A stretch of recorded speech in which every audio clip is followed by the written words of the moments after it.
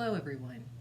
I'm Alexandra Mayers, and as promised, tonight I am going to begin my reading of the recently departed anti porn activist Shelley Lubben's book, Truth Behind the Fantasy of Porn.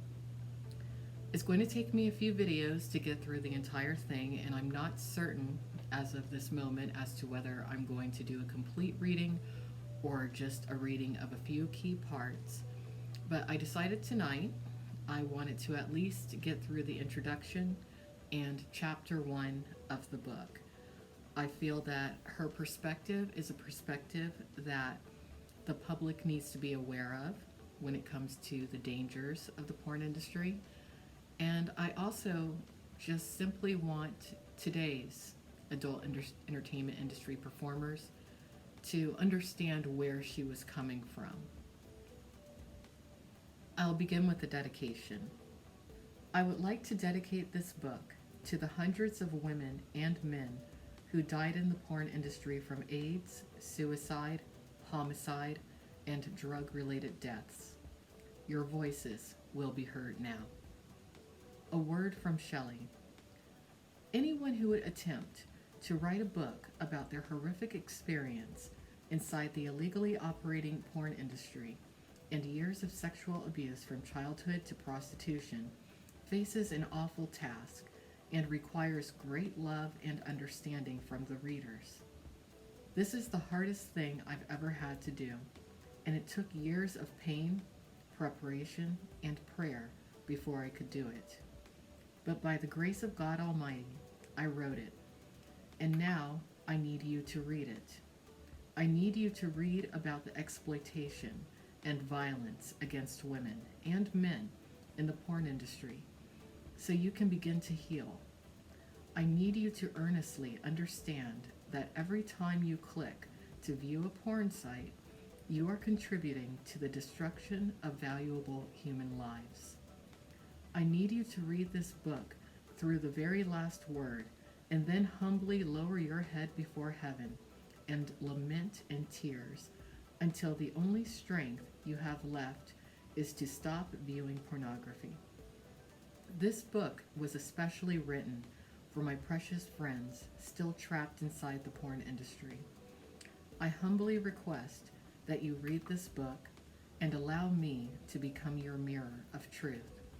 My heart hurts deeply at the thought of the pain you will encounter as you turn the pages in this book and grasp the evil you are truly enslaved to. But I am confident that once you know the truth will set you free and throw off the shackles of shame and abuse and victoriously leap into the greatest life you've ever lived. God bless you all and be free.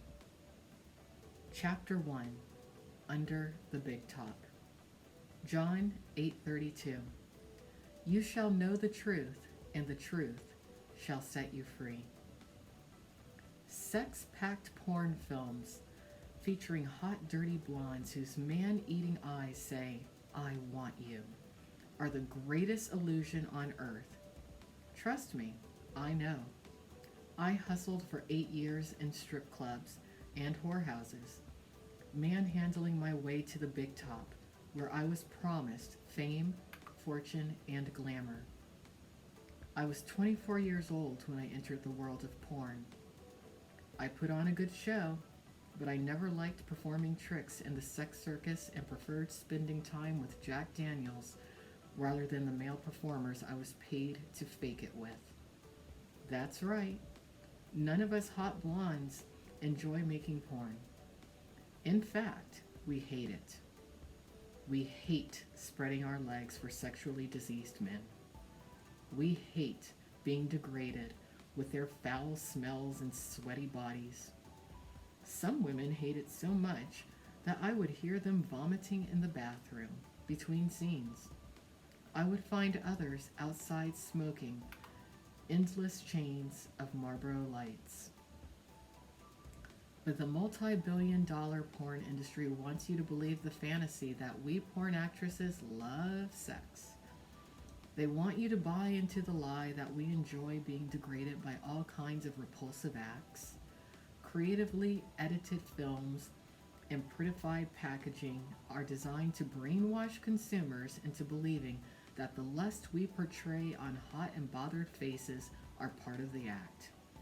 But the reality is, women are in unspeakable pain from being slapped, bit, spit upon, kicked, and called names like quote unquote filthy little whore and quote unquote toilet cunt.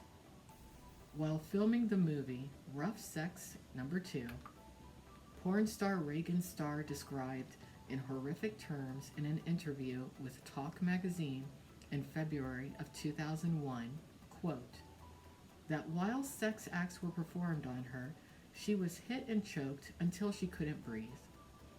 Other actresses, she said, wept because they were hurting so badly. Former porn star Jersey Jackson also described the torment and abuse she experienced on the porn set. Quote, guys punching you in the face, you have semen all over your face, in your eyes, you get ripped, your insides can come out of you. It's never ending. You're viewed as an object, not as a human with a spirit. People don't care. People do drugs because they can't deal with the way they're being treated. End quote. There is a reason why drugs and alcohol are rampant in the porn industry. Becca Bratt, who performed in over 200 movies, told me when she left porn in 2006, quote, I hung out with a lot of people in the adult industry. Everybody from contract girls to gonzo actresses. Everybody had the same problems. Everybody is on drugs. It's an empty lifestyle trying to fill up a void. End quote. Male porn star Christian XXX also speaks openly about the widespread drug use. He wrote on his blog in January of 2008, quote, I have seen all manner of drugs on set, at parties, in cars, everywhere. If I had to guess, I would put marijuana use at 90% of all people involved in the industry. Performers, directors, crew, agents, drivers, owners, office workers, etc. I have been on a set where a girl has passed out during a sex scene with me. She was abusing Oxycontin. Just recently, a girl overdosed on GHB, a party drug that is clear, odorless, that doesn't mix well with alcohol, on set. I have seen a girl with a prestigious AVN award not show up to accept the award and then fall into the throes of drug use that caused her to lose at least 50 pounds and drop off the face of the earth. End quote. In fact, porn can literally kill you. Since 2000, there have been at least 34 drug-related deaths among performers. Offered drinks like vodka and Percocet smoothies, women are numbed enough to endure rough sex acts through extreme humiliation. When alcohol isn't enough and the pain spirals into addiction, porn stars are sent to local doctors in conspiracy with the porn industry to receive prescriptions for Vicodin, Xanax, Valium, and other anti-anxiety drugs to help them cope with the trauma. Former porn actress Michelle Avanti remembers her first scene and how it led to prescription drug abuse. Quote, I tried backing out and not do porn at all, but a male performer said I couldn't back out because I signed a contract. I was threatened that if I did not do the scene, I would get sued for lots of money. I ended up taking shots of vodka to get me through it. As I did more and more scenes, I abused prescription pills, which were given to me any time by several doctors in the San Fernando Valley. I was given Vicodin, Xanax, Norcos, Prozac, and Zoloft. All I had to do was tell them what I needed and they would give me anything I want. End quote. Think I'm exaggerating about the shady operations of the porn industry? Think again. Thanks to the internet and shows like ABC's 2020, confessions of rape, drug abuse, and violence are increasingly becoming more public. Porn star Belladonna, who told Diane Sawyer, quote, "I always hated porn," end quote, confessed how she went to a shoot preparing for what she thought was a regular sex scene. Instead, the director asked her to do anal sex. According to the network, she had just turned 18. A few months and several shoots later, now a veteran porn actress, Belladonna showed up on another set. She was told that she would appear in a prison gang rape scene to be shared between 12 different men. Again, she tried to back out. Again, she was convinced to continue. But you ask, don't women make the choice to be in porn? Based on the sexual images we are spoon-fed growing up from TV, magazines, and the internet, sure we do. Beginning in the 1970s, when we learned skirt-chasing ways from our favorite stars like Doc and The Love Boat, all the way to ABC's Desperate Housewives being the most popular show among children in 2005, not to mention glamorous images of porn stuffed down our throat, it's hardly surprising America's children, most having been well-groomed in sexual immorality for over 40 years, have ended up on MySpace or Facebook uploading sexy pictures of ourselves. Where else can a hypersexualized kid get so much attention? But crooked pornographers have been lurking online for years, searching out profiles and preying on unsuspecting sexualized females, pretending to be teenage boys or male admirers, posting flattering words like, "You're the most beautiful girl," or "You're so hot." Emotionally needy, sexually aware teenage girls quickly fall into their trap. A few compliments later and a nice-sized financial offer, we find ourselves standing in the middle of a porn agent's office, being talked out of nude modeling and into anal sex. "You'll be the next hottest porn star if you do anal," the porn agent promises, as we're handed a contract, while a big-chested blonde in the corner winks at us. Within days, we're sent to the adult industry medical clinic to get tested for sexually transmitted diseases.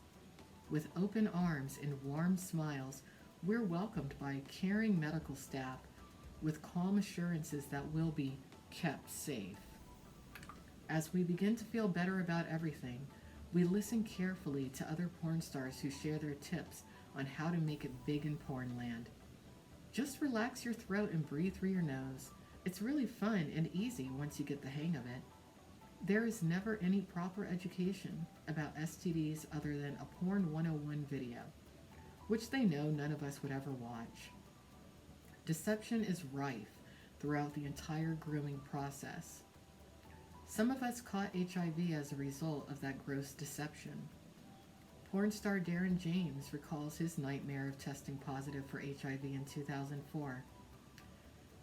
Quote, "It was like a hit in the gut," end quote, James said. Quote, "Life was pretty much over," end quote. Dr. Sharon Mitchell, doctor to the porn stars who walks around in a white lab coat and doesn't have a medical degree, claims that among performers there is, quote, "less than 7% HIV and 12% to 28% STDs. Herpes is always about 66%. Chlamydia and gonorrhea, however, along with hepatitis, seem to stick to everything from dildos to flat surfaces to hands. So, pardon my expression, but we are usually up to our asses in chlamydia," end quote. But the porn industry is up to its ass in a lot more than that, according to the Los Angeles Department of Public Health. In September 2009, LADPH published astounding reports of 2,396 cases of chlamydia, 1,389 cases of gonorrhea, and 5 syphilis cases among porn performers. Between 2004 and 2008, repeat infections were reported for 25.5% of individuals. It was also reported that chlamydia and gonorrhea prevalence in porn performers is 10 times higher than that of Los Angeles County 20 to 24-year-olds, and 5 times higher that of one of Los Angeles County's highest risk populations. To top that off, 25 cases of HIV were reported by the Adult Industry Medical Healthcare Foundation, AIM, since 2004. AIM is the adult industry medical clinic that offers testing services and limited medical care to porn stars. Due to the failure of talent testing clinics to routinely screen for rectal and oral infections, a sustained high level of prevalent disease persists among porn performers. In addition to being coerced, lied to, and repeatedly exposed to non-curable, life-threatening diseases, many women experience severe damage to internal body parts. Former porn star Cammie Andrews confesses she loves the money and glamour of porn, but what she doesn't like is not being able to, quote, S-H-I-T, right. You are constantly doing enemas, and you're fasting, and you're taking all these different pills, X-Lax, and it screws up your internal system, end quote. Screwed up intestinal tracts is only the beginning of extreme bodily damage caused by hardcore anal acts. Many women experience other medical maladies, such as a prolapsed rectum, a horrific condition in which the walls of the rectum protrude through the anus and consequently become visible outside of the body. Eventually, the damage becomes permanent, to the twisted delight of beastly performers who have crafted a way to turn this unspeakable condition into a fetish. When porn stars call it a day and head home with bruised and bloody bodies, some of us attempt to have normal, healthy relationships, but our suitcase pimp boyfriends become jealous and physically abuse us. So instead we marry our porn directors or regress back to childhood and freeload off of 60-year-old sugar daddies. I preferred sugar daddies because I desperately wanted the love and attention of my father. Jenna Jameson, Jill Kelly, Rita Faltoiano, and Tara Patrick preferred marrying within the porn industry and are all now victims of what porn star Tara Patrick calls the porn curse. She states in her book about divorce, quote, I didn't want to be another porn statistic, end quote. Porn stars not only don't make good wives, but we miserably fail as mothers too. We yell and scream and hit our kids for no reason. Most of the time, we are intoxicated or high, and our 4-year-olds are the ones picking our lifeless bodies up off the floor. When big dollar clients come over to be entertained by our tricks, we lock our children in their bedrooms and tell them to be quiet. I used to give my 4-year-old daughter a beeper and make her wait at the park until I was finished. For those of us who are married, Daddy doesn't mind babysitting the kids while we're at work being penetrated by several male performers. Of course not. Our narcissistic porn husbands only care about the money. The truth is, there is no fantasy in porn. It's all an illusion. A closer look into the hardcore scenes of a porn star's life will show you an act the porn industry doesn't want you to see. The real truth is we porn actresses want to end the shame and trauma of our box office lives, but we can't do it alone. We need you men to fight for our freedom and give us back our honor. We need you to hold us in your strong arms while we sob tears over our deep wounds and begin to heal. We want you to throw out our movies and help piece together the shattered fragments of our lives.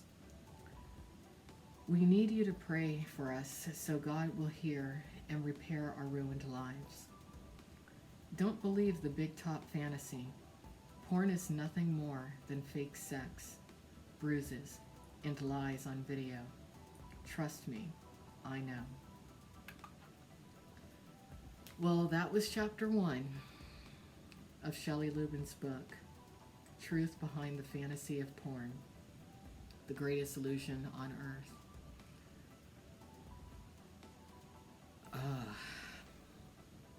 Yeah. I'm not going to sit here and say that her experience was everyone's experience. From my perspective, her experience was far more traumatic in certain capacities than mine because she had children. She was a mother. I am not. But still, for her to have written that and shared something so intimate means a lot. And I think that other women who may be far more similar to who she was than I am should pay attention. Especially due to the fact that today she's gone. And from my perspective, the stalking and harassment and threats and constant defamation and constant need to discredit her by individuals tied directly to organized crime elements of the porn industry. I believe that it was that led to her untimely death. Absolutely. Shelley Lubben, an anti-porn activist, a Christian, someone who is essentially a politician, someone with a big heart, who took a lot of punches for a lot of people. She's gone now, and very few within the adult entertainment industry will even acknowledge that she's gone or state that they knew her. But you know what? Pretty much all the power players did know her, and they knew her well. They might not admit it, but I know that they knew her well. But I will admit that I knew her. I will admit that she was my friend. I will admit that she inspired me to get my life together. And I will admit that if it were not for my encountering her, I most likely would not be sitting here today sharing her words with you. The stalking and the harassment needs to stop of people who choose to speak up and tell the truth and fight for those who are afraid to speak up for themselves.